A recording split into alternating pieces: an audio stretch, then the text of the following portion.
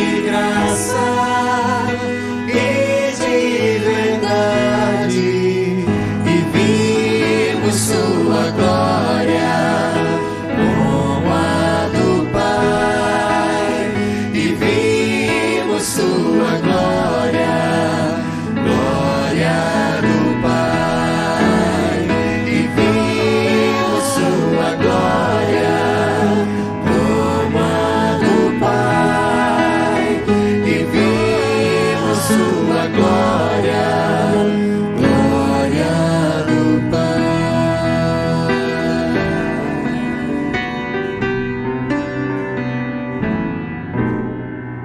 Desde o princípio de todas as coisas era o Verbo, Jesus Cristo. Ele é a imagem do Deus invisível, a exata expressão de Deus Pai. Ele mesmo criou o universo pela sua palavra e nos resgatou com imenso poder, tirou-nos da morte pra novo viver. Louvores e glórias a Cristo Jesus, o Verbo de Deus, nossa luz.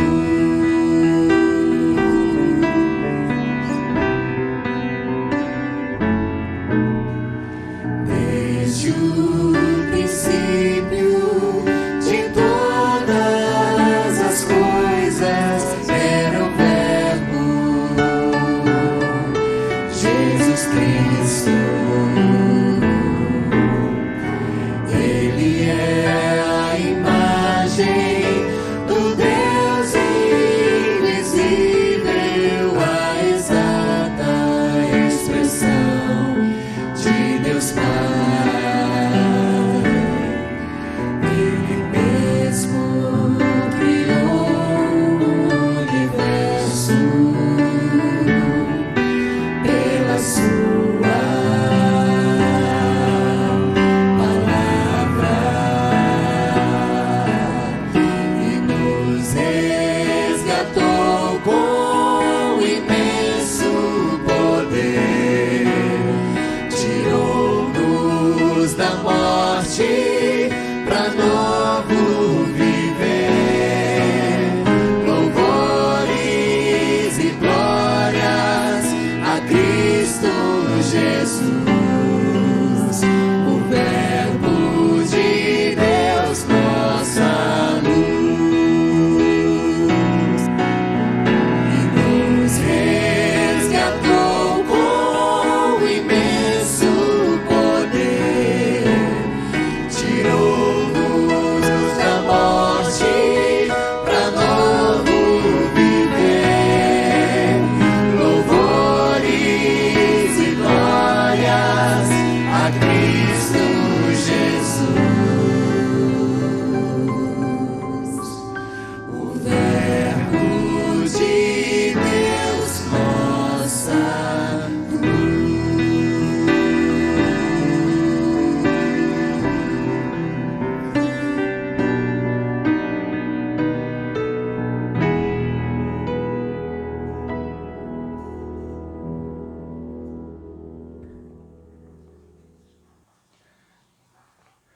Olá, meus irmãos, graça e paz nessa nossa quarta-feira de muita chuva. Choveu muito aí onde você está, aqui em Rio Preto, com a graça de Deus. Tem chovido bem, né? Isso faz bem, nossa região é muito seca. Isso revela o cuidado de Deus a todos nós, o cuidado de Deus sobre as nossas vidas. E nós estamos aqui, já nessa quarta-feira, dia 15 de dezembro, quarta-feira que o Senhor nos preparou para a sua adoração e a reflexão na sua palavra. Portanto, eu gostaria de refletir com os irmãos no texto de 1 João. 1 João, capítulo 1, versículo 7. Primeira epístola do apóstolo João, capítulo 1, versículo 7. Se você estiver com a sua Bíblia em mãos, convido você a abri-la junto comigo. Hoje nós vamos falar sobre o medo do passado, o medo da culpa, isso que atormenta muitas vidas, atormenta muitos crentes, atormenta muito aqueles filhos de Deus que desejam viver uma vida santa e muitos passam por essas situações. O medo do passado, a culpa que revira e mexe, bate a porta de algo que fez, que não deveria ter feito, de alguma coisa que talvez foi forçado a fazer e que hoje se arrepende. E muitos carregam consigo uma culpa que impede de vivê-lo o presente, impede de viver um futuro que Deus deseja para a sua vida. E hoje nós vamos refletir um pouco sobre ela. Se você abriu a sua Bíblia, primeira carta de João, capítulo 1, versículo 7, convido você a fechar os teus olhos e a fazer essa oração junto comigo em nome de Jesus. Senhor, muito obrigado pelo nosso dia. Obrigado, Senhor, por estarmos aqui em sua casa. Obrigado, Deus, porque somos a sua casa, Pai. Obrigado, Deus, porque o Senhor, ó Deus, tem abençoado e cada irmão, cada irmã pode acompanhar essa reflexão, ó Deus, onde estiver. Que em nome de Jesus Cristo, ó Deus, possamos desfrutar de um momento que o Senhor toque as nossas vidas, toque os nossos corações, que esse momento de reflexão na sua palavra sirva de transformação para todos nós. Que possamos aprender, ó Deus, viver sem o medo da culpa, viver sem a culpa, ó Deus, principalmente daquilo que o Senhor já nos perdoou, daquilo que a Tua palavra diz que nem o Senhor se lembra mais, Pai. Que o Senhor nos ajude, ó Deus, a viver, ó Deus, sem receber as acusações que o inimigo tenta lançar contra nós, contra as nossas vidas. Clamamos para que a Tua graça nos encha, nos preencha, em nome de Jesus. Fale aos nossos corações. Clamamos pela Tua bênção, Senhor, em nome de Jesus, meu Pai. Amém, Senhor. Amém. Glória a Deus. Você abriu a sua Bíblia? Se você não estiver com ela, ouça em nome de Jesus. Diz assim: se andamos na luz, como Ele está na luz, mantemos comunhão uns com os outros. E o sangue de Jesus Cristo, seu Filho, nos purifica de todo pecado. Se andarmos na luz, como Ele está na luz, mantemos comunhão uns com os outros, e o sangue de Jesus, seu Filho, nos purifica de todo pecado. Essa é uma carta que o apóstolo João ele manda para a igreja. Ele não nos mostra um destino de qual igreja seria. Alguns estudiosos dizem que essa carta ela foi endereçada a várias igrejas.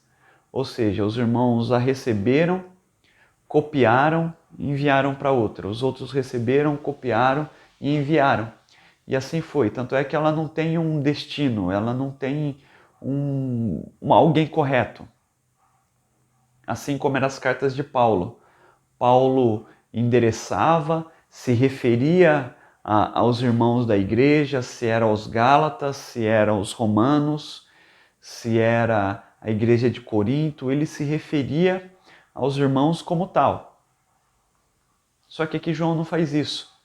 E muitos entendem que essa carta ela foi recebida, pode ter passado por várias igrejas, das quais nós temos o relato aqui na nossa Bíblia. Por isso que nós podemos tomá-la para nós também.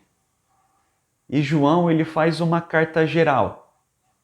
Ele não dá alguns aspectos pontuais, igual Paulo faz.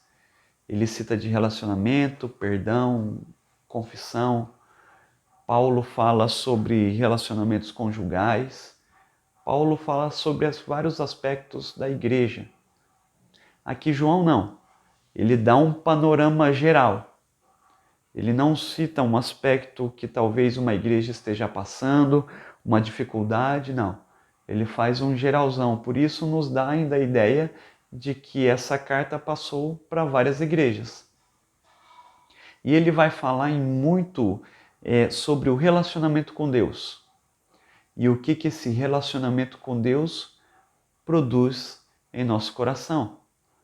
E ele vai terminar esse primeiro trecho do capítulo 1, que é o início da sua carta, depois dele fazer uma saudação, né, um prólogo da sua carta, ele vai passar por um trecho, ele vai comparar Deus com a luz.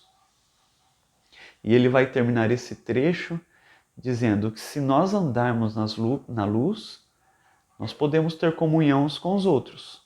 Se nós não andarmos na luz, não existe comunhão. Não existe a comunhão verdadeira, a comunhão bíblica. E nós só conseguimos andar na luz se estamos em comunhão com os irmãos.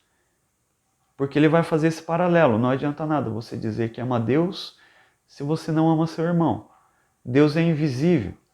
Que jeito que você vai amar algo invisível, intangível, sendo que você não consegue, não dá conta de amar alguém que está ao seu lado, que você consegue tocar, pegar, abraçar.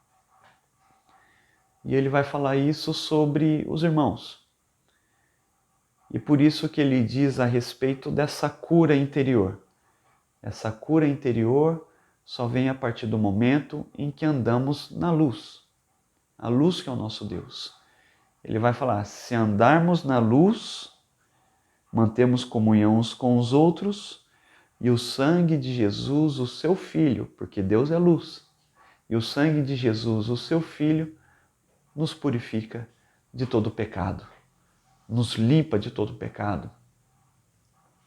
E está aí um motivo que muitas vezes e muitas pessoas não conseguem se desprender da culpa do passado, da culpa de um erro que já foi até perdoado por Deus.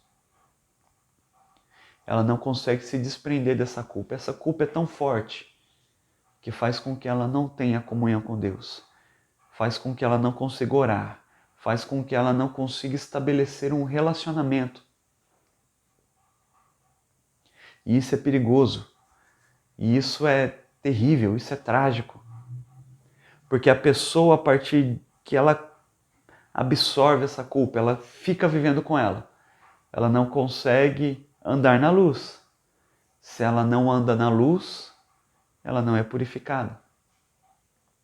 E a culpa é um carrasco impetuoso, impiedoso.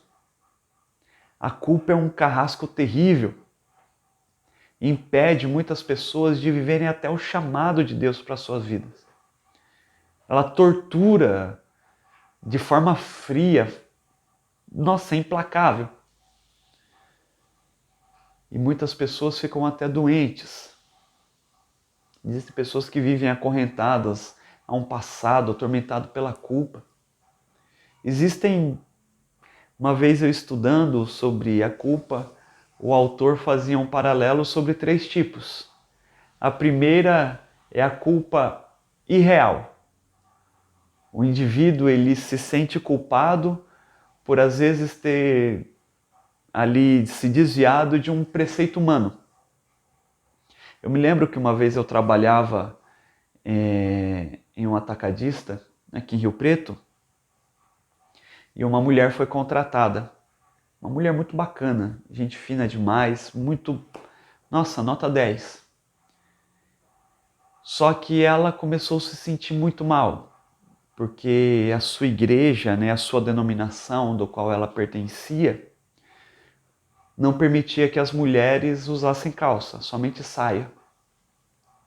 E nessa empresa não permitia que as mulheres usassem saia, apenas calça. As mulheres tinham que se maquiar, as mulheres tinham que prender os seus cabelos. E essa mulher se sentia culpada, porque dentro da sua denominação, a mulher não podia se maquiar, A mulher não podia prender o seu cabelo, não podia deixar o cabelo preso, tinha que deixar o cabelo à mostra. E ela tinha que trabalhar de sábado. E a sua denominação não permitia que ela trabalhasse de sábado. E isso, por mais que às vezes parece banal para nós hoje, para essa mulher foi um peso terrível na sua vida.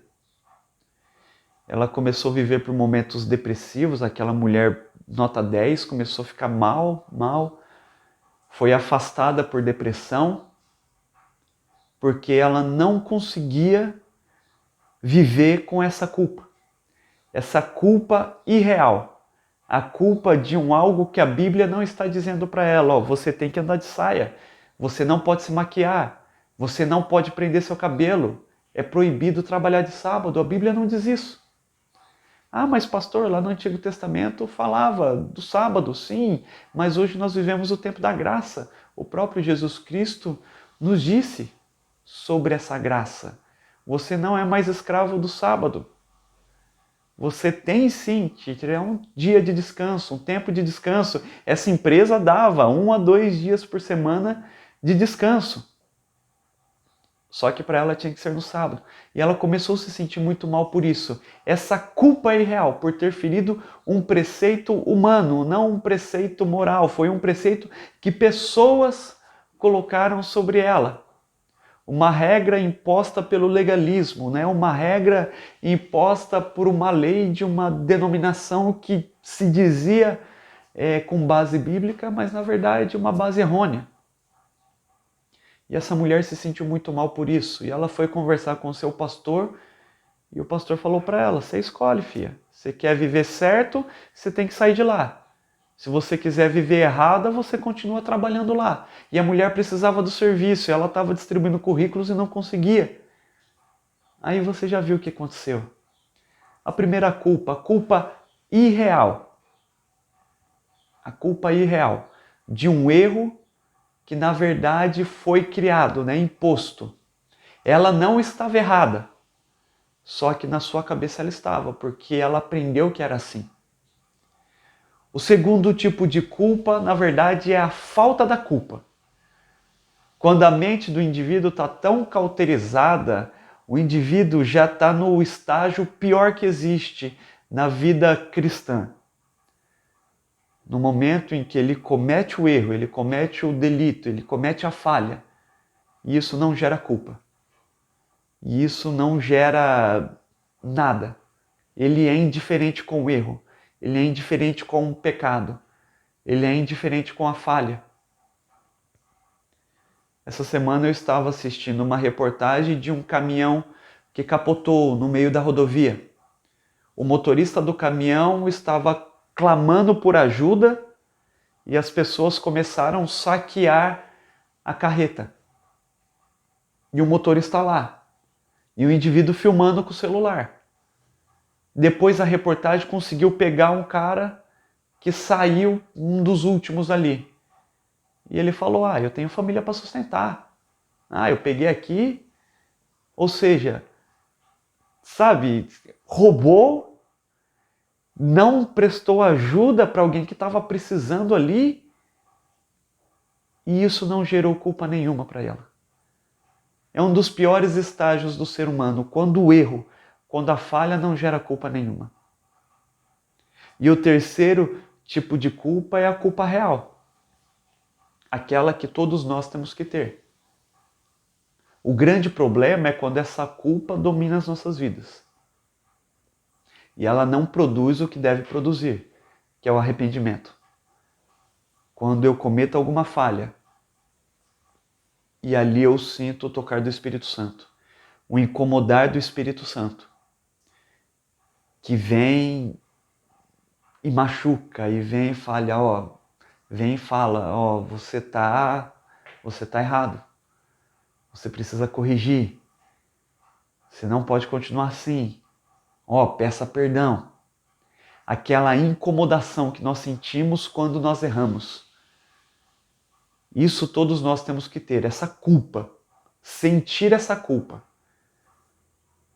Por mais que foi de uma forma dolosa ou culposa, né? Quando você tem a intenção ou quando você comete sem a intenção, mas mesmo assim comete. E você sente que errou. Isso é a presença do Espírito Santo. É aí que muitas vezes o inimigo age. Quando ele fica apontando para você, fica te culpando daquilo do qual essa culpa já produziu um arrependimento e você já clamou por perdão. Ou não. E essa culpa assombra. E não são poucos aqueles dos quais eu sou chamado a aconselhar, a conversar, e sente essa culpa, sente esse peso que impede a pessoa de avançar, de caminhar, de dar um passo além, de seguir na direção da presença do Pai para a sua vida, de atender o chamado do Senhor para a sua vida. Impede a pessoa de viver o propósito de Deus, porque a culpa pela falha, a culpa pelo erro, a culpa daquilo do qual às vezes até Deus, as pessoas já perdoaram, mas ela ainda não dá conta de se perdoar. E isso é um prato cheio por inimigo das nossas almas, que age de forma impetuosa, que age de forma como o próprio Cristo falou, como um leão, que ruge, ruge, ruge. E o leão é o tipo que ele pega o mais fraco. Quando ele chega num bando, os animais correm, ele vai correr, ele vai pegar o que fica para trás. E é essa figura do inimigo. Ele vai pegar a sua fraqueza e ele vai trabalhar nela. Portanto, o meu clamor, meus irmãos, é que você não se permita ser prisioneiro da culpa, ser prisioneiro de um algo que você cometeu. Se você ainda não se arrependeu e colocou na presença do Pai, faça esse exercício em sua vida. Se você está arrependido de algo que fez, que isso ainda te atormenta, clame por perdão. Mas pastor, eu já clamei por perdão e não consigo me perdoar. A minha oração é para que a graça alcance o seu coração.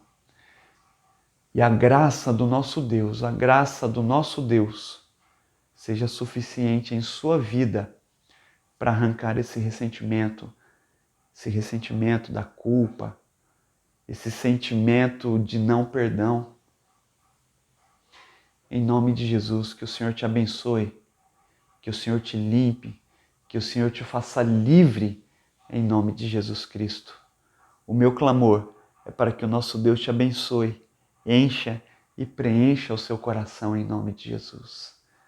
Para que você viva livre e nunca aceite sobre si a acusação daquilo que um dia Deus já te perdoou, daquilo que um dia Deus já te livrou, daquilo que um dia Deus já não se lembra mais. Que o Senhor te abençoe, te encha e te preencha em nome de Jesus. Em nome de Jesus. Eu quero orar por você, eu quero orar pela sua vida e também quero orar pelo nosso domingo. Domingo agora nós teremos o nosso especial de Natal, teremos um teatro especial, junto com uma cantata, junto com a presença do Ministério de Louvor. Será diferente de tudo aquilo que nós já vivemos dentro da nossa igreja. Será uma noite especial, dia 19, domingo agora, às 19h30. Venha, participe com a gente, convide. Eu quero orar também por esse momento. E clamo para que o Senhor derrame em seu coração a paz que excede todo entendimento, derrame a graça através do nosso Senhor Jesus Cristo e que a graça, junto com o Espírito Santo, seja o suficiente para te livrar, te perdoar e te fazer livre de toda amarra e condenação em nome de Jesus. Senhor, muito obrigado, Deus, por esse momento. Obrigado, Deus, porque nós nos reunimos para ouvir a Tua mensagem e eu clamo no nome de Jesus para que o Senhor derrame sobre nós o perdão, o alívio e que esse perdão, Senhor, e que esse alívio seja suficiente, ó Deus, para vivermos a liberdade através do Teu Santo Espírito, Pai. Derrame sobre nós a cura, derrame sobre nós, ó Deus, em nome de Jesus Cristo, o poder do Senhor, que possamos viver e desfrutar das bênçãos de Tuas mãos, meu Pai. Fica conosco, Senhor. Que em nome de Jesus Cristo, nenhum dos irmãos que estão nos acompanhando agora vivam a culpa, Senhor. Vivam presos pela culpa, sejam prisioneiros da culpa, mas que em nome de Jesus Cristo, ó Pai, possam se arrepender, ó Deus, possamos nos arrepender, ó Pai, de cada vez que errarmos, falharmos, e que esse arrependimento, ó Deus, gere o perdão do Senhor e que o perdão do Senhor nos gere a liberdade em nome de Jesus. O Senhor é Espírito e clamamos para que a presença do Espírito do Senhor esteja em nós, porque a Tua palavra diz que onde o Espírito do Senhor está, aí a liberdade, ó Deus. Que possamos viver a liberdade no Espírito do Senhor, meu Pai. Em nome de Jesus Cristo. Abençoe a Tua igreja. Abençoe todos os irmãos que estão nos acompanhando agora. Que possamos viver a verdade dessa palavra, Deus. E vivermos sem o medo, Senhor, da culpa. Sem o medo do passado, Deus, em nome de Jesus Cristo. Que o passado não nos impeça de viver o presente e o futuro que o Senhor tem para nós, Deus de amor. Clamamos pela Tua presença. Eu também oro, Senhor, em favor do nosso especial de Natal, que será no domingo agora, dia 19. Eu peço para que o Senhor abençoe, ó Deus, todos os preparativos, abençoe os ensaios, abençoe, ó Deus, em nome de Jesus Cristo, a área técnica, abençoe cada irmão, cada irmã que estará aqui conosco, que seja um momento abençoado, agraciado, cheio do Teu Espírito Santo, meu Pai, em nome de Jesus Cristo. Nos abençoe, nos agracie, Senhor, que possamos desfrutar do melhor do Senhor, que possamos desfrutar da bênção do Senhor, que possamos desfrutar da paz e da graça do Senhor Deus, em nome de Jesus Cristo. Fica conosco, Senhor. Nos abençoe, meu Pai, para a honra e glória do Teu santo, do Teu maravilhoso nome, meu Deus. Em nome de Jesus Cristo, meu Pai.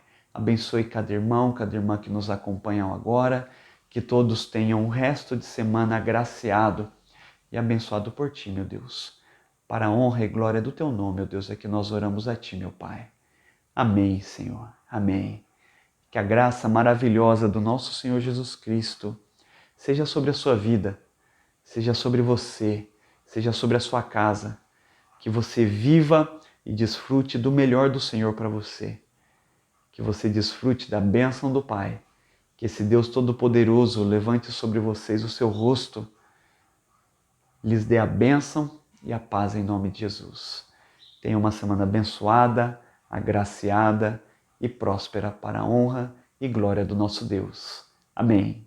Fique com Deus, meu irmão, em nome de Jesus.